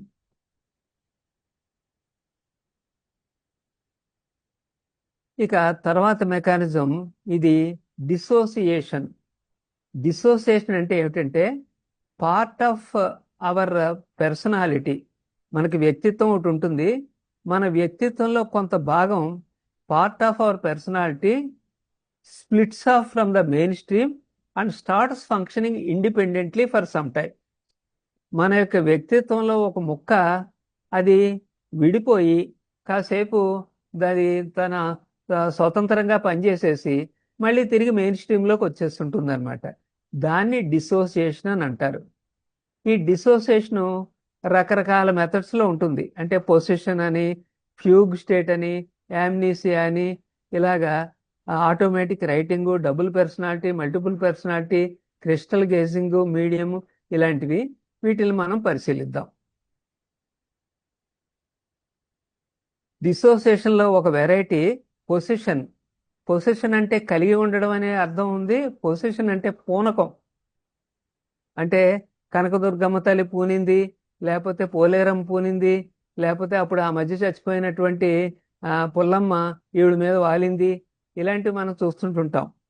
ఈ పొసిషన్ అనేటటువంటిది ఇది ఒక డిసోసియేషన్లో భాగం. అంటే ఈ మామూలుగా ఊళ్ళో ఏ ఉత్సవాలు అవి జరుగుతున్నప్పుడు అయ్యి కొంతమంది ఏదో అమ్మవారు పూన్నట్టుగా అలా ప్రవర్తించేస్తుంటుంటారు. మనకి తెలుసు, ఓ పక్క నుంచి తెలుస్తుంది. ఎందుకంటే అమ్మవారు అనేటటువంటి కాన్సెప్టు అది బొత్తిగా అంత చీప్గా ఈ ఈవిడ మీద వాలేసేసి ఇలా ఇలా మాట్లాడేటటువంటి అంత కాదు. ఇదంతా కూడా అలా అని చెప్పేసి ఆవిడ నాటకాలు ఆడుతుందా అంటే నాటకం కూడా కాదు. ఒక విధమైనటువంటి తన మైండ్ ఒక డిఫరెంట్ ఆల్టరేట్ స్టేట్లోకి వెళ్ళిపోయింది అని మనకు అర్థం అవుతూనే ఉంటుంది. ఇక్కడ మనసులో ఉండేటటువంటి దాగి ఉన్నటువంటి అన్కాన్షియస్లో ఉన్నటువంటి ఆ టెన్షన్స్, భయాలు, ఉడుకుమోత్తనాలు, ఉక్రోషాలు, ఇవన్నీ ఉండి ప్రెషర్ కుక్కర్లో ప్రెషర్ లాగా అవి ఉడికిపోతున్నప్పుడు ఎప్పుడోకప్పుడు కట్టలు తెంచుకుని బయటకు వచ్చేస్తాయి. ఆ బయటకు వచ్చేటప్పుడు ఇగో ఈ రూపంలో బయటికి రావడానికి అవకాశం ఉంది. ఒక పెళ్ళయింది, ఆ అమ్మాయి అత్తగారి ఇంటికి వెళ్ళింది, ఎన్నో ఆశలతో వెళ్ళింది. ఇంకా ఆ అత్తగారు ఇంకా రోజు నసే. ఈ నస భరించలేక పుట్టింటికి వెళ్ళి, అమ్మ నేను భరించలేకపోతున్నానమ్మా ఈ నసని అని అంటే, పాపం ఆ పుట్టింట్లో తల్లిదండ్రులు ఒకసారి పెళ్ళయ్యాక నువ్వు ఇంకా ఆ ఇంటికి అంకితం, అంతే, నువ్వు ఇంకా మాకు ఏమైనా చెప్పొద్దు, చావైనా రేవైనా ఇంక నీకు అక్కడే అని వీళ్ళేమో చేతులు ఎత్తేశారు. ఇంకా ఈ కోడలు భరించింది భరించింది, ఏడాది భరించింది, 2 ఏళ్ళు భరించింది, 3 ఏళ్ళు భరించింది. ప్రెషర్ కుక్కర్లో ప్రెషర్ పెరిగిపోతుంది. ఒక్కరోజు సడన్ గా ఈ అమ్మాయి మొహంలో ఏవో మార్పులు వచ్చేసాయి. ఒక్కసారిగా కళ్ళు ఎర్రజేసింది, భీకరంగా మారిపోయింది. మారిపోయి వచ్చాను కనకదుర్గమ్మ తల్లిని అని చెప్పేసేసి అరుపు అరచడం మొదలెట్టింది. అరుపు అరిచేసేసి తండి, బూరెలు తండి, గారెలు తండి, పసుపు నీళ్ళు ఇవ్వండి అని చెప్పేసి అరుస్తుంటే అందరూ గడగడలాడుతూ ఇవ్వడం మొదలెట్టారు. ఆ ఇప్పుడు అలా కాసేపు విన్యాసాలన్నీ చేసేసేసి అలా సమస్యలు పడిపోయింది. సమస్యలు పడిపోయిన తర్వాత ఏమో కాసేపటికి సపర్యలు చేస్తే లేచింది. లేచి ఎంతో అమాయకంగా, అత్తయ్య ఏంటిది, ఇంతమంది మూగారేంటి నా చుట్టూరును అని చెప్పేసి అమాయకంగా అడుగుతుంది. అంటే ఇక్కడ నాటకం ఆడిందా అంటే నాటకం ఆడినట్టు కాదు. అక్కడ తన మనసు ఆ విధంగా ఆవిడ చేత ఆడించేసింది అనమాట. అందుకే తమాషాగా నేను ఒక కార్టూన్ ఇలా పెట్టాను. కనకదుర్గమ్మ తల్లిని, ఏమే కోడల్ని రాసి రంపాన పెడుతున్నావుట కదా, ముందు లెంపలేసుకుని 25 గుంజీలు తీవే, తెండరా, బూరెలు గారెలు తండి, పసుపు నీళ్ళు తండి, చీరలు తండి.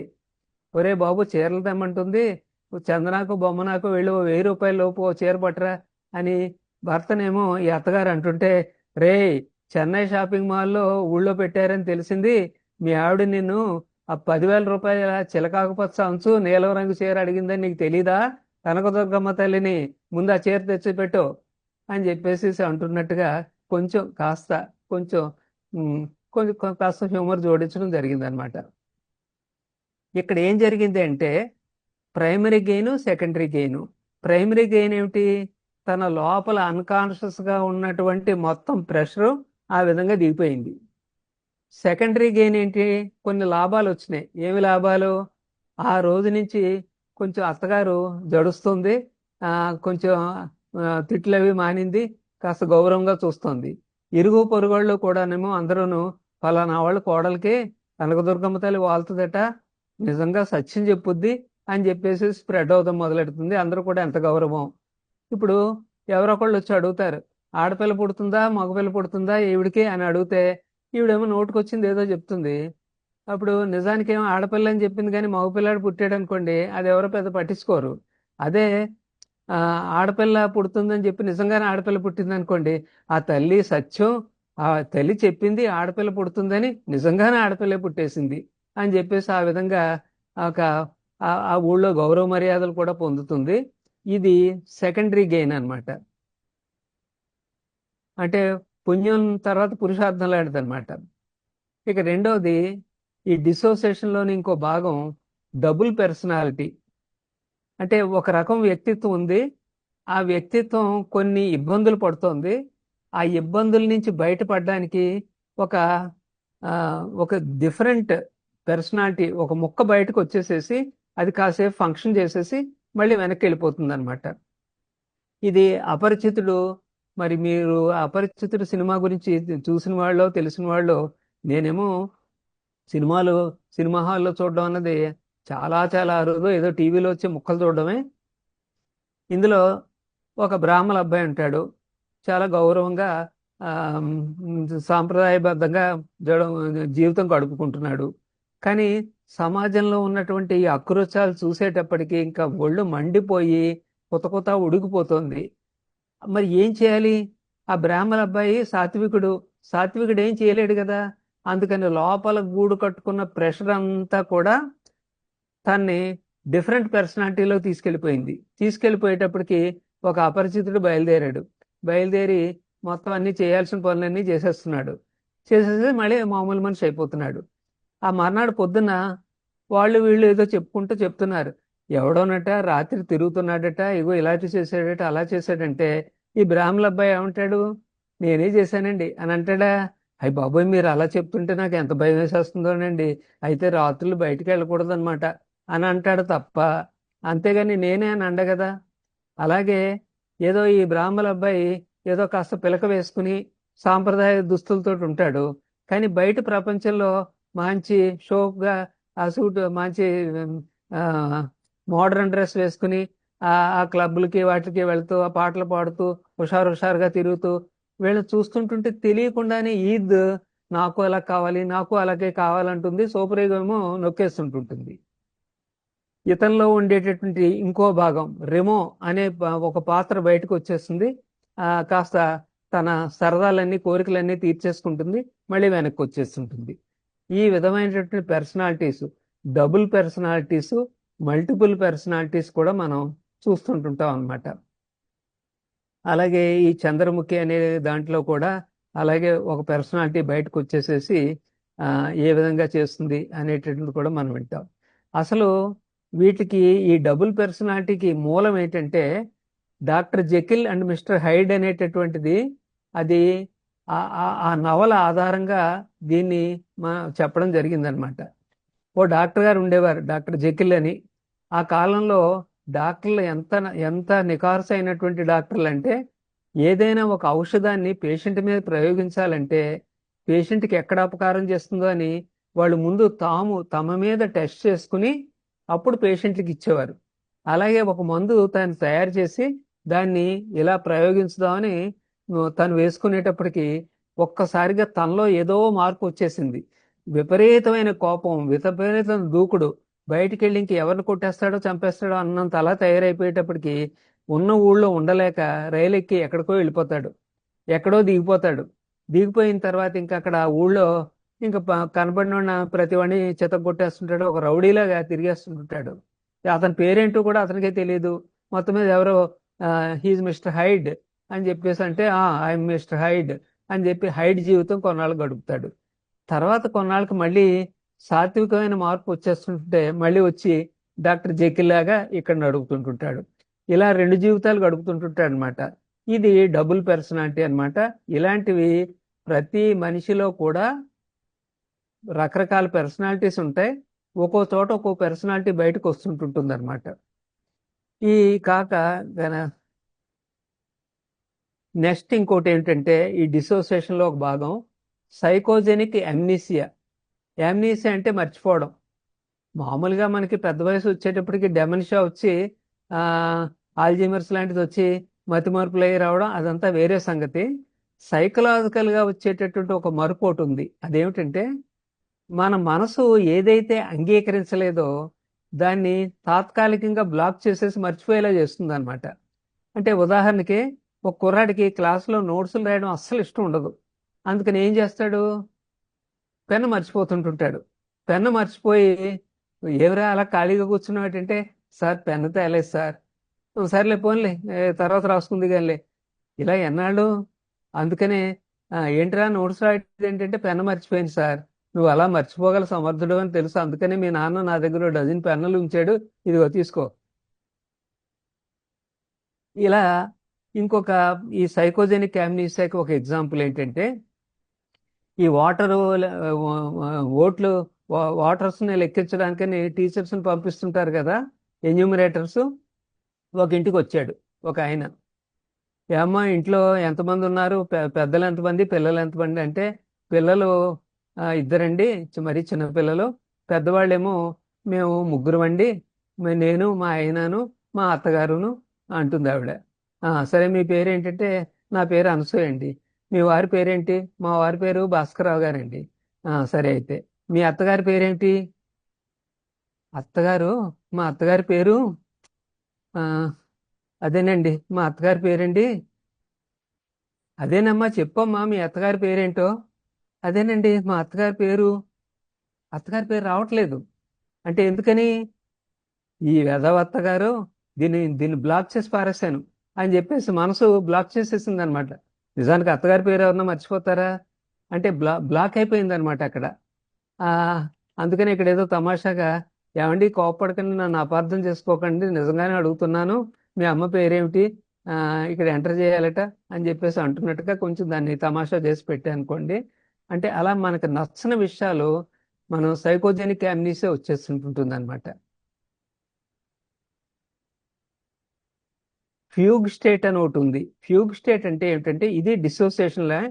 ఈ డిసోసియేషన్లో ఏమవుతుందంటే మామూలుగా ఉండేటటువంటి మనస్తత్వం ఒక్కసారిగా మనిషిని తను ఉన్న చోటు నుంచి ఉన్న చోట ఇంకా భరించలేనటువంటి పరిస్థితుల నుంచి తప్పుకోవడానికి అక్కడి నుంచి ఎస్కేప్ చేసేస్తుంది, ఎక్కడికో వెళ్ళిపోయేలా చేసేస్తుంది, ఎక్కడెక్కడో తిరిగేలా చేస్తుంది. కొన్నాళ్ళు వరకు ఇంకా అలా తిరిగిన తర్వాత ఎప్పుడో తన స్పృహలోకి వస్తాడు. వచ్చాక ఈ 3 రోజులు ఏం చేసావయ్యా అంటే అసలు ఏమీ గుర్తుండదు అనమాట. దాన్ని ఫ్యూగ్ స్టేట్ అని అంటారనమాట. ఇప్పుడు ఒక ఎగ్జాంపుల్, ఒక ఏదో రాజమండ్రిలో ఒక ఒక ఒక షాప్ ఒకటి ఉంది. షావుకారు గారు చాలా చక్కగా నడుపుకుంటున్నారు. దాంట్లో గుమస్తా గారు ఒక ఆయన ఉన్నారు. ఆ, ఈ షావుకారు గారి తండ్రికి, ఈ గుమస్తా గారి తండ్రి వర్క్ చేసేవాడు. ఇప్పుడేమో ఈ కొత్త ఆయనకేమో ఈ కొత్త ఆయన వర్క్ చేస్తున్నాడు.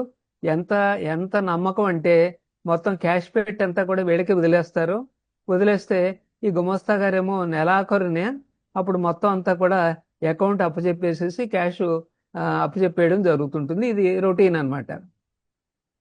ఇప్పుడు కూతురికి కొంత పెళ్ళిడికి వచ్చిన కూతురు ఉంది. వాళ్ళేమో ఏదో అడ్వాన్స్ గా కొంత ఏదో కట్టాలన్నారు. ఇతనేమో పాపం ఏదో చిట్ ఫండ్ ఏదో పెట్టుకుని ఉన్నాడు. ఆ చిట్ ఫండ్ నెల మధ్యలో అది పాడేసుకునేమో ఇచ్చేద్దాం అనుకున్నాడు. తీరా పాటకి వెళ్దాం అనుకునేటప్పటికి అక్కడ ట్రాఫిక్ జామ్ అయ్యి పాట పాట సమయానికి వెళ్ళేటప్పటికి పాట అయిపోయింది అన్నారు. ఇంక దిక్కు తోచలేదు, ఏం చేయాలో తోచడం లేదు. ఇంకా ఆ పరిస్థితుల్లో ఇక షాపులో ఉన్నటువంటి క్యాష్ తీసి ఆ, వాళ్ళకి పెళ్ళోళ్ళకి పంపించేశాడు. అంటే ఏంటి, తర్వాత ఏమో నెలాఖరు లోపల ఏదోలా సర్దుబాటు చేద్దామని చెప్పేసేసి. కానీ ఆ నెలాఖరు అవుతుంది, ఏమీ సర్దుబాటు అవ్వటం లేదు. ఇప్పుడు యజమానికి ఏం చెప్పుకోవాలో తెలియట్లేదు. యజమానికి ఎంతో నమ్మకం, తను ఇలాంటి పని చేశానంటే అసలు బాగుండదు అసలు. ఆ పరిస్థితుల్లో ఏం జరిగిందో తెలియదు. మిస్ అయిపోయాడు ఆయన. మిస్ అయిపోయిన మనిషి ఇంక ఎక్కడ వెతికినా పోలీసులు రిపోర్ట్ ఇచ్చారు, ఎక్కడా దొరకట్లే. ఒక 2-3 రోజులు పోయాక విజయవాడ రైల్వే స్టేషన్లో ఒక బెంచ్ మీద ఒక అతను ఆల్మోస్ట్ ఏదో తిండి లేకుండా నీరసించిపోయి అలాగ కృషించిపోయి ఉన్నటువంటి ఒక మనిషిని కనుగొన్నారు. అతన్ని నెమ్మదిగా తీసుకెళ్లి కాస్త సెలైన్లు అవి పెట్టించిన తర్వాత ఆ గుర్తించారు. కొంచెం స్పృహలోకి వచ్చాక అప్పుడు ఏంటి ఇక్కడ ఉన్నావేంటి ఇదంటే, ఏమో నాకు తెలియదు ఇక్కడికి ఎలా వచ్చానో అనేటటువంటిది. అంటే ఏంటనమాట, తన మనసు ఏం చేయాలో తోచక ఒక విధమైనటువంటి ఎస్కేప్ అయిపోయేలా సిచ్యువేషన్ నుంచి చేయడం జరిగిందనమాట. ఇక క్రిస్టల్ గేజింగ్, అది బయట కంట్రీస్లో అలా క్రిస్టల్ గేజ్ అది చూసుకుంటూ ఆ ఇప్పుడు స్వర్గంలో మీ నాన్నగారు ప్రస్తుతం ఇది పరిస్థితి ఇలా ఉంది అలా ఉంది అని చెప్పేసి చచ్చిపోయిన వాళ్ళు వాళ్ళ వాళ్ళు వాళ్ళ గురించి చెప్పడమో, లేకపోతే ఎక్కడో ఏదో జరుగుతుందని చెప్పడమో ఇలాంటివి వింటుంటాం. అలాగే మీడియం కింద మాట్లాడేటటువంటి వాళ్ళని చూస్తుంటాం. మనకి ఇక్కడ పల్లెటూరులో పద్మం వేసి ఆ పద్మంలో చూసి చెప్తుంటారు, నీ గేదె ఆ, అది ఇప్పుడు ప్రస్తుతం అనకాపల్లి ఏరియాలో ఉంది, దాన్ని పట్టుకుపోయిన వాడు ఎవడో కాదు, నీకు చాలా దగ్గర బంధువే పట్టుకుపోయాడు అని చెప్పేసి ఇలా చెప్పడము. లేకపోతేనేమో వాళ్ళ తల్లిదండ్రులు చనిపోయిన వాళ్ళు వాళ్ళ కోరికలు చెప్పడము, ఇలాంటివి ఇది శివ చెప్పడం అని అయ్యి అంటుంటారు. ఇలాంటివన్నీ కూడా ఈ బాప్తలోకే వచ్చేస్తుంటుంటాయి. ఈ డిసోసియేషన్కి రిలేటెడే కన్వర్షన్. కన్వర్షన్ అంటే ఏమిటంటే సైకలాజికల్గా ఉండేటటువంటి ఆ టెన్షన్స్ కానీ ఆ ఇమోషన్స్ అవి ఒక బాడీలీ సిమ్టమ్ కింద కన్వర్ట్ అయిపోవడాన్ని కన్వర్షన్ అని అంటారు. అంటే ఉదాహరణకి మనకి రకరకాల పప్పులు పిండిలు ఇవన్నీ మనం కన్వర్ట్ చేసి ఓ మంచి దోశ కిందో మంచి అన్నం కిందో బిర్యానీ కిందో తయారు చేయడం ఎలాగో, అలాగే లోపల ఉండేటటువంటి మన ఇమోషనల్ టర్మాయిల్ అంతా కూడా కన్వర్ట్ అవుతుందన్నమాట. ఇక్కడ ఒక ఎగ్జాంపుల్, ఒక ఆయనకి విపరీతమైన తలనొప్పి వస్తుంది. తలనొప్పి వచ్చిన వాళ్ళు ఏం చేస్తారు, మొట్టమొదటి కళ్ళ డాక్టర్ గారి దగ్గరికి వెళ్తారు. ఆయన ఓ జోడేస్తాడు, వేస్తే తగ్గలేదు. ఆ తర్వాత ఎవరో చెప్పారు సైనసైటిస్ మూలానేమో ఈఎన్టీ డాక్టర్ దగ్గరికి వెళ్ళాని. ఆయన దగ్గరికి వెళ్తే కొంచెం ఆ నొక్కి చూసి, అవును కొంచెం సైనస్లు కొంచెం వాచినట్టే ఉన్నాయి, మందులు వేశారు, తగ్గట్లేదు. లేదు కొంచెం నీకు పార్శ్వం ఎక్కువ వస్తుంది కాబట్టి ఇది మైగ్రేన్, ఇది న్యూరో ఫిజిషియన్ దగ్గరికి వెళ్ళారు, అక్కడ తగ్గలేదు. ఇలా తగ్గుతలేదు, తిరుగుతున్నాడు ఆయన. సడన్ గా ఓ రోజు ఒక వార్త వచ్చింది, హెడ్ ఆఫ్ ద డిపార్ట్మెంట్ గారికి ట్రాన్స్ఫర్ అయింది, ఆయన రాజమండ్రి నుంచి అనంతపురం ట్రాన్స్ఫర్ అయిపోయాడు అని చెప్పేసి. ఆ రోజు నుంచి ఈయనకి తలనొప్పి తగ్గిపోయింది. అంటే ఏంటి, head of the department transfer అయ్యాడు, హెడేక్ కూడా ఆటోమేటిక్గా ట్రాన్స్ఫర్ అయిపోయింది అనమాట. అంటే ఇన్నాళ్ళు ఉన్నటువంటి హెడేక్ కారణం ఈ హెడ్ గారు అనమాట. ఈ హెడ్ గారు ఇది తీరేటప్పటికి ఆటోమేటిక్గా ఇది తగ్గిపోవడం. ఒక అమ్మాయి విపరీతమైన గుండెల్లో నొప్పి నొప్పి అని చెప్పేసి గోలెత్తిపోతుంది. ఆ గుండె డాక్టర్ల దగ్గరికి తీసుకెళ్తే వాళ్ళేమో ఏం కనపట్టలేదు, ఓ 30,000 40,000 టెస్టులు చేయించారు, ఏం కనపడతలేదు, ఎన్నో మందులు ఇచ్చారు, తగ్గుతలేదు. చివరికి వాళ్ళు డిక్లేర్ చేశారు ఈ అమ్మాయి మనసులో ఏదో పెట్టుకుంది అని చెప్పేసి. ఇప్పుడు ఎన్ని ఎక్స్రేలు తీస్తే ఎన్ని ఈసీజీలు తీస్తే ఆ అమ్మాయి గుండెల్లో నొప్పి తగ్గుతుంది? అసలు ఆ అమ్మాయి గుండెకి ఆ గాయం ఏ విధంగా అయింది? వాడు బ్రేకప్ అనేటప్పటికల్లా అన్నాళ్ళు ఎన్నో ఆశలు పెట్టినాడు, బ్రేకప్ అనేటప్పటికి ఏమి గుండె బద్దలైంది అనేటటువంటి విషయం బయటపడినప్పుడు, అదేదో నెమ్మదిగా సాల్వ్ అయిపోయినప్పుడు ఆటోమేటిక్గా ఈ ఈ చెస్ట్ పెయిన్ కూడా తగ్గిపోతుంటుంది అనమాట. సజెస్టిబిలిటీ చాలా ఎక్కువగా ఆపరేట్ చేస్తుంది ఈ ఈగో డిఫెన్స్ మెకానిజమ్స్లో, ముఖ్యంగా ఈ డిసోసియేషన్ వాటిల్లోనూ. ఒకడికి ఏదైనా వచ్చిందంటే రెండో వాడి మనసు ఈజీగా క్యాచ్ చేసేస్తుంది. ఒకడికి పూనకం వచ్చిందంటే వెంటనే 4-5 పూనకం వచ్చేస్తుంటుంది. అదేవిధంగా ఇప్పుడు అక్కడ హాస్టల్లో అందరికీ భోజనాలు పెట్టారు. భోజనాలు పెట్టేటప్పటికి ఒక కుర్రాడు ఒక్కసారిగా అరుపరిచాడు, సాంబార్లో బల్లి అని అరుపరిచాడు. అరిచేటప్పటికి మిగిలిన వాళ్ళందరికీ కూడా వికారం వచ్చేసేసి వాంతులు చేసుకున్నారు. వార్డెన్ గారు వచ్చి ఏదిరా బల్లి ఏది అని చెప్పేసి తీరా చూస్తే అది బల్లి కాదు, చింతపండు తొక్క. మరి చింతపండు తొక్క అయితే మరి వీళ్ళందరికీ వాంతులు ఎందుకు అయ్యాయి?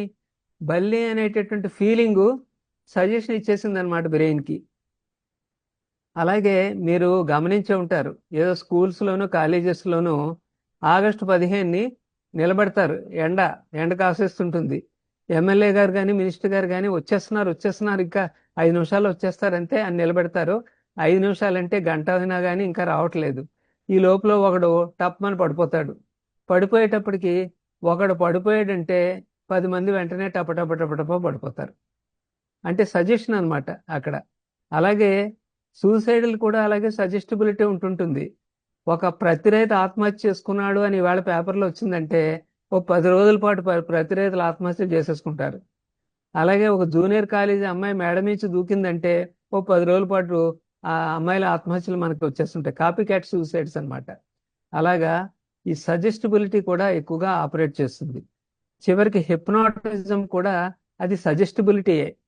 అంటే నువ్వు మిరపకాయలు తింటున్నావు, నీకు కారంగా ఉంది అంటే నాకు నిజంగా ఫీల్ అవుతున్నట్టు, లేకపోతే మంచు ముక్క మీద కూడా నువ్వు మంచు మీద కాదు, నువ్వు హాయిగా ఏదో మెత్తటి పరుపు మీద పడుకున్నావు అంటే మైండ్ ఆ సజెషన్స్కి ఈజీగా లొంగిపోయేదైతే సజెస్టిబిలిటీ తోటి అలా యాక్ట్ చేస్తారు.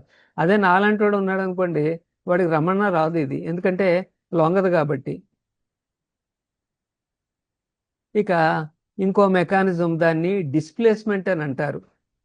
డిస్ప్లేస్మెంట్ అంటే ఏమిటంటే మన ఇమోషన్స్, యాంగ్జైటీస్, యాంగర్స్ ఇవన్నీ కూడా అది ఎక్స్ప్రెస్ చేసుకోక తప్పదు.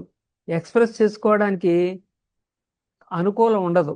ఉదాహరణకి కొత్తగా కుర్ర కలెక్టర్ గారు వచ్చారు, ఐఏఎస్ మొన్నే పాస్ అయ్యి వచ్చి ఇంకా ఎన్నో రకరకాల ఆశలు అనమాట, సమాజాన్ని ఏదో చేసేద్దామని పురమాయించారు. ఇగో ఫలనా ఇలా చేయండి అలా చేయండి అని చెప్పేసేసి. ఆ ఆఫీస్ సూపరింటెండెంట్ బాగా ముదురు ఆయన, ఎప్పటి నుంచో ఎంతో ఎక్స్పీరియన్స్ ఉన్న ఆయనేమో సార్ అది కుదరదు సార్, అలా చేసినట్టయితే రేపు పొద్దున్న ఆడిట్ అబ్జెక్షన్ వస్తుందండి అని అంటుంటే, కలెక్టర్ నేనా నువ్వా, చెప్పినట్టు చేయి నోరు మూసుకుని అని చెప్పి ఒక అరుపు అరుస్తాడు. ఇంకా తనకి ఇష్టం లేకపోయినా సరే ఆ ఫైల్ పుటప్ చేస్తాడు. ఇంక ఉడికిపోతూ ఉంటాడు. ఆ ఉడుకుమోతనంతో భార్య ఇంటికి వస్తాడు. ఇంటికి వచ్చిన తర్వాత భార్య కాఫీ ఇస్తుంది. ఇంకా ఎంతో మంట మీద ఉన్నాడేమో, కాఫీ ఒక సిప్ చేసి వేదావ కాఫీ అని ఒక్క విసురుతాడు. ఏ రోజు లేనిది ఆ రోజు కొత్తగా వెదవతనం ఎందుకు వచ్చిందో ఆ కాఫీకి ఆవిడకి అర్థం కాదు. భర్తని ఏం అనలేదు. ఇంకా అలాగా ఉడికిపోతా ఉన్న మనిషికి వాళ్ళ కొడుకు స్కూల్ నుంచి ఓ పావుగంట లేటుగా వస్తాడు. వచ్చేటప్పటికి వేదవా ఎక్కడ పెత్తనాలు చేస్తున్నావురా అని దబదబా 2 ఉతికేస్తుంది. ఆ కుర్రాడు చెప్పడం మొదలెడతాడు, ఏమని, కర్రి రామారెడ్డి అని ఒక ఆయన వచ్చాడు, ఇంకా మైక్ పుచ్చుకుని వదలడం, ఇంకా అలా చెప్తానే ఉన్నాడు, అందుకని లేట్ అయింది అని చెప్పే లోపలని 4 వేసేసింది. ఇంక వీడు ఏం చేయాలో తోచక ఉడుకుమోతనంతో పక్క గదిలోకి వెళ్ళేటప్పటికి అక్కడ చెల్లెలు వీడి పుస్తకాలు తిరిగేస్తుంది. నా పుస్తకాలు తీసామే అని చెప్పి 4 ఉతికేస్తాడు. ఇంకా చెల్లెలేమో అన్నను ఏం చేయలేక అక్కడ కుక్క ఉంటే ఆ కుక్కను తన్నుతుంది, పెంపుడు కుక్కని. కుక్క యజమానురాలను ఏం చేయలేక అక్కడ టెడ్డీ బేర్ బొమ్మ ఉంటే దాన్ని ఒక పీకుతుంది. అంటే ఇక్కడ మన మనసులో ఉండేటటువంటి అగ్రెషన్స్ అన్నీ కూడా తెలియకుండానే డిస్ప్లేస్ అయిపోతుంటుంటాయి.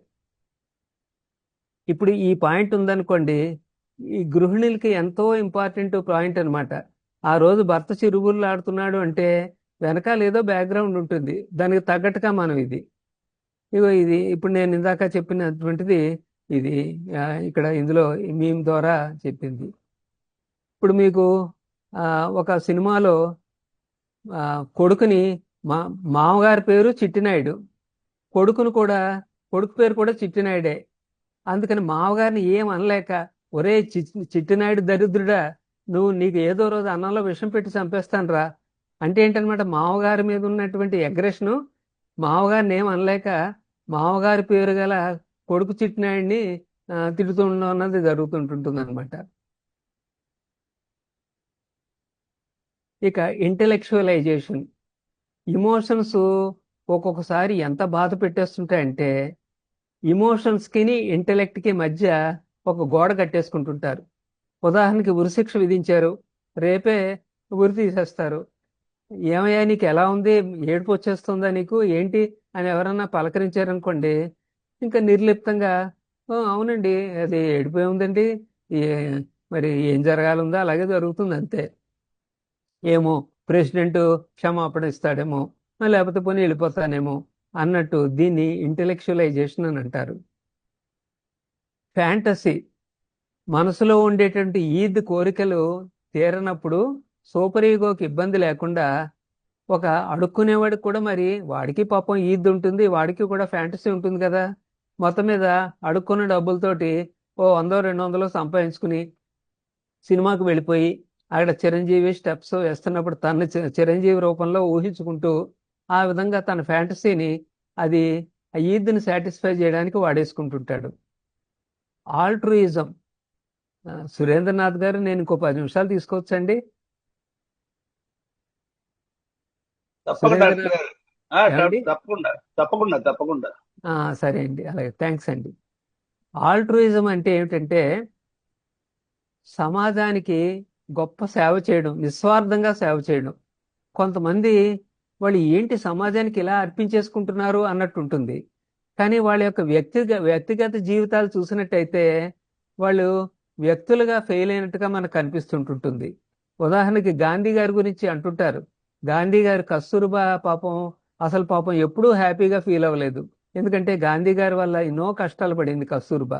అలాగే గాంధీ గారి కొడుకులు కూడా గాంధీ గారిని మెచ్చుకున్నది లేదు, వాళ్ళ తండ్రిని కొంచెం ద్వేషించడమే మనం వింటుండేవాళ్ళం.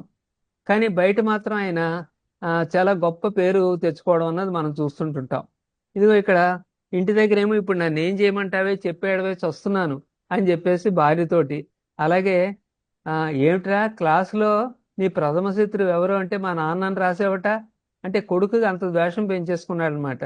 కానీ బయట ప్రపంచంలో మాత్రం జిల్లాపిత బ్రహ్మి జిందాబాద్, మహానేత బ్రహ్మికి జై అని చెప్పేసి నినాదాలు పొందుతున్నాడు.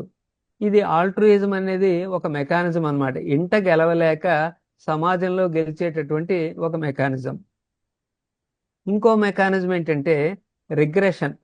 రిగ్రెషన్ అంటే ఏంటంటే వర్తమానంలో ఉండేటటువంటి ఈ బాధలు, ఈ కష్టాలు, ఈ టెన్షన్స్ భరించలేక మనసు ఒక్కోసారి వెనక్కి వెళ్ళిపోతుంటుంది అనమాట. రియల్ స్టోరీ ఏంటంటే ఓసారి నిజంగానే రాజమండ్రిలో జరిగింది అది. ఒక గొప్పింటి వాళ్ళ కోడలు అనమాట. ఆ కోడలు ఆ మధ్య కొత్తగా పెళ్ళయింది. ఎంత గొప్పింటి వాళ్ళ కోడలైనప్పటికీ కూడా ఏదో మొత్తం మీద ఇంట్లో ఏవో జరుగుతున్నాయి. ఒకరోజు ఆ అమ్మాయి పొట్టి గౌను వేసుకుని, ఆ పొట్టి గౌను ఎవరిది, వాళ్ళ మరదలది అనమాట, స్కూల్ పిల్ల గౌను వేసేసుకుని పుస్తకాలు పట్టుకుని రోడ్డు మీద నడుచుకుంటూ వెళ్ళిపోతోంది. అందరూ వీధిలో వాళ్ళు విచిత్రంగా చూస్తున్నారు, ఫలానా వాళ్ళు కోడలు కదా ఆవిడ, ఏమిటి అంటే, ఏమ్మా ఏంటి నువ్వు ఇలా వెళ్తున్నావు అంటే, స్కూల్కి వెళ్తున్నాను అని చెప్పేసి అంటుందన్నమాట. అంటే ఏంటి, పెళ్ళి ఎన్నో ఆశలు పెట్టుకుని నేను ఇక్కడ వచ్చాను, కానీ ఇవన్నీ నేను బొమ్మైపోయి, పెళ్లి కాకుండా స్టూడెంట్గా ఉండేటప్పుడు నా జీవితం ఎంత బాగుండేదో, చివరికి ఇలా తయారైంది నా బతుకు అని చెప్పేసి అది రిగ్రెషన్ అనమాట. దాన్ని ఇది కూడా ఒక ఇమ్మెచ్యూర్ మెకానిజం అన్నమాట. ఇక ఈ ఈ ఈగో డిఫెన్స్ మెకానిజమ్స్ తర్వాత ఫ్రాయిడ్ చెప్పినటువంటి కొన్ని అంశాలు మాట్లాడేసుకుని మనం ముగించుకుందాం. ఫ్రాయిడ్ హాస్యం గురించి, స్లిప్ ఆఫ్ ద టంగ్ నోరు జారడం గురించి, స్లిప్ ఆఫ్ ద పెన్ అంటే రాసేటప్పుడు కొంచెం జారడం గురించి కూడా చెప్పడం జరుగుతుంటుంది అనమాట. అంటే మనం అనుకుంటాం జోక్ని జోకే అనుకుంటాం, కానీ ఎవరైనా జోక్ వేశారు అంటే దాని అర్థం ఏంటంటే అంతర్గతంగా ఆ జోక్ వెనకాల ఏదో ఒక విధమైనటువంటి కసి ఉంది అని అర్థం చేసుకోవాలి అంటాడు. అంటే ఎవరో ఒకరిని ఊరికే ఊరికే ఏడిపించేస్తున్నాడు అనుకోండి, అంటే ఏడిపించేస్తుంటుంటే ఇప్పుడు ఇక్కడ చూడండి, సుంట, అప్రాచుడు, ముద్దురా, చిప్ప, బడవ, వెదవాయ్, వాజమ్మ, ముద్దపప్పు, బడుద్దాయి, నంగనాచి, యాబ్రాసి ఇవి ఇలాంటివి దొంగ కోళ్ళు పట్టే మొహం అనగానే మీకు ఎవరు గుర్తొస్తారు అని చెప్పి స్నేహితుల మధ్యలో జోకేసినట్టుగా అని చెప్పుకోండి చూద్దాం అని అంటాడు. అని అందరూ నవ్వేసుకుంటుంటే ఇంకెవరు మన వేణు అని అంటాడు అనమాట. పాపం ఆ వేణు చాలా మొహం చిన్నబుచ్చుకుని ఉంటుంటే ఊరికే సరదాగా నవ్వుతాల కంటే అలా ఫీల్ అయిపోతావేంట్రా అంటాడు.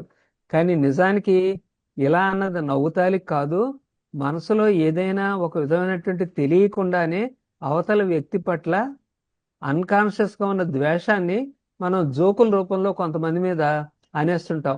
నిజానికేమో జోకు సరదాగా వేసామని అనుకుంటాం, కానీ ఆ సరదా వెనకాల ఎంతో కొంత ఇల్ ఇంటెంట్ ఉంటుంది అనేటటువంటి ఫ్రాయిడ్ చెప్పేటటువంటిది అనమాట. అదేవిధంగా ఇక్కడ చూడండి, మేడం నా లవ్ లెటర్ శాంక్షన్ చేయించండి మేడం అంటాడు. అంటే లవ్ ఏమంటున్నావు, పళ్ళు రాలిపోతాయి అంది madam. Sorry madam, leave letter అని చెప్పి సర్దుకుంటున్నాడు.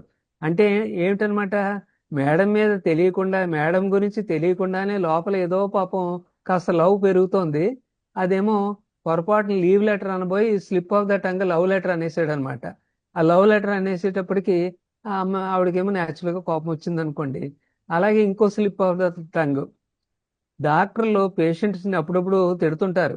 ఎందుకంటే సరిగ్గా మందులు వేసుకోకో, లేకపోతే ఏదో మొత్తం మీద వద్దన్న పని చేసేటప్పటికో. అలాగే ఓ డాక్టర్ గారు ఇంకా పేషెంట్ని చెడామడా తెగదిట్టేశారు. నీకు బుద్ధి ఉందా లేదా, ఇంక నేను అసలు నీ కేసు నేను చూడలేనంతే పో అని చెప్పేసి అంటుంటే, అదేంటి సార్, మీరు మీరే నన్ను పొమ్మంటే నేను ఎలా బతకను సార్, మీరు సాక్షాత్తు మీరు డాగ్ సార్.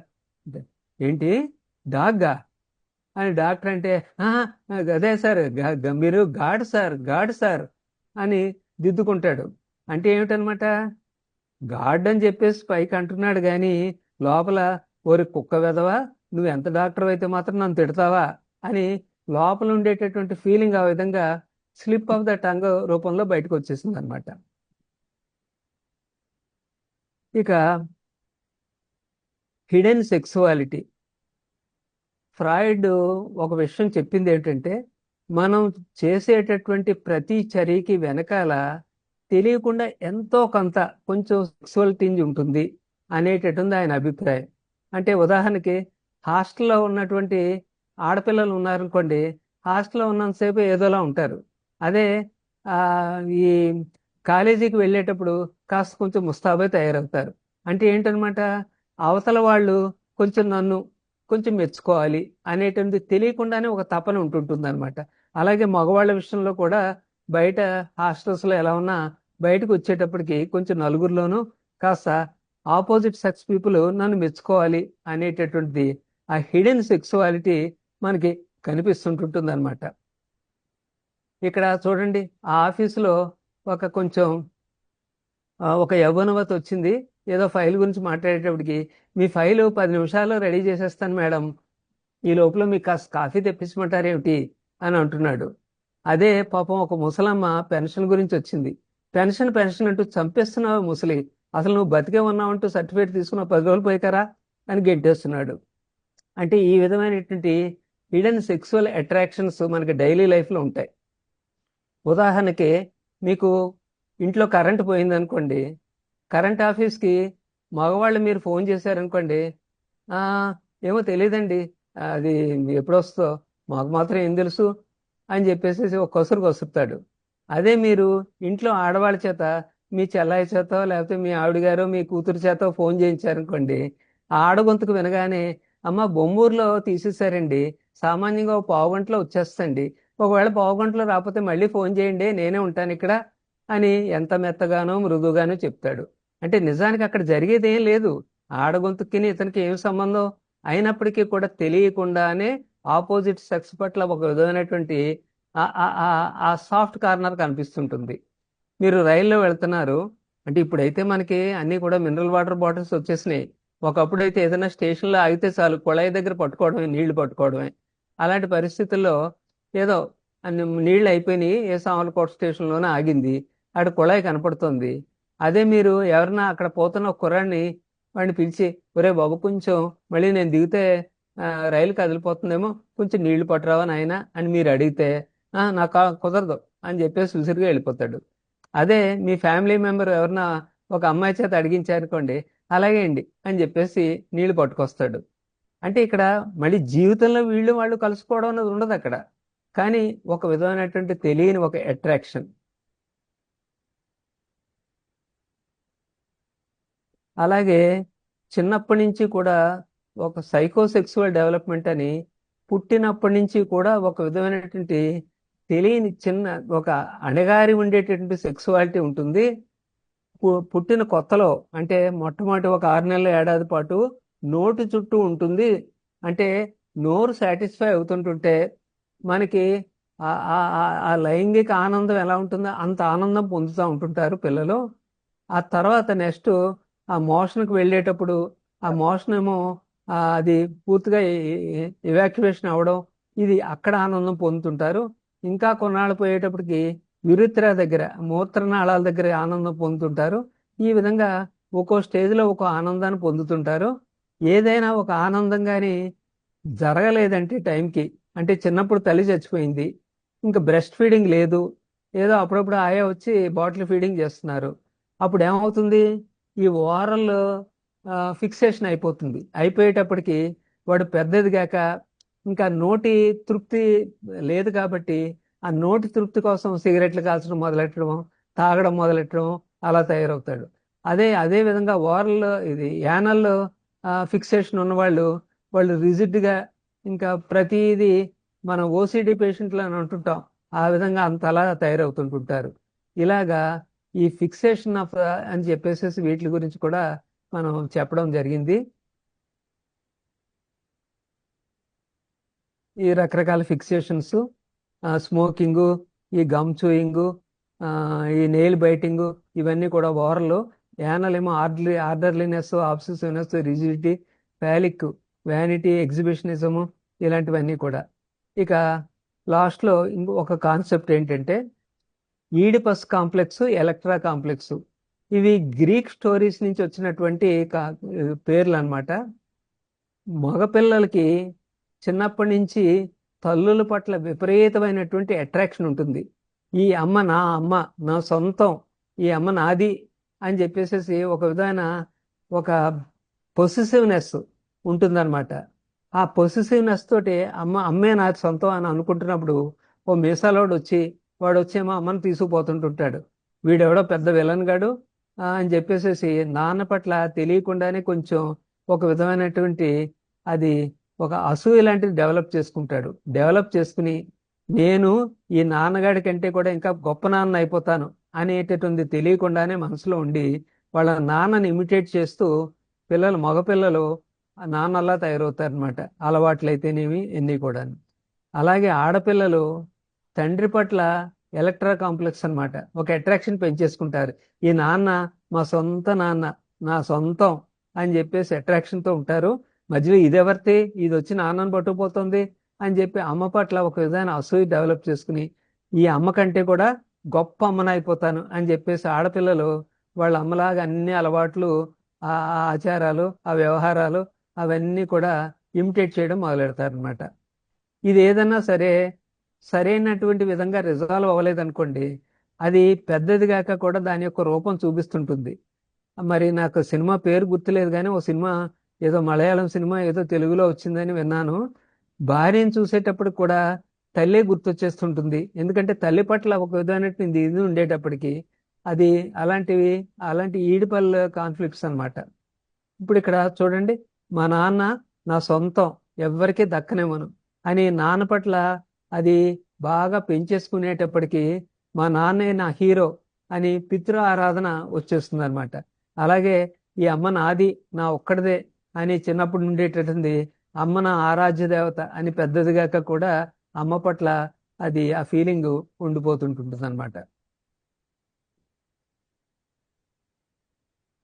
మరి ఇప్పటికే 7 గంటల 22 నిమిషాలు అయింది.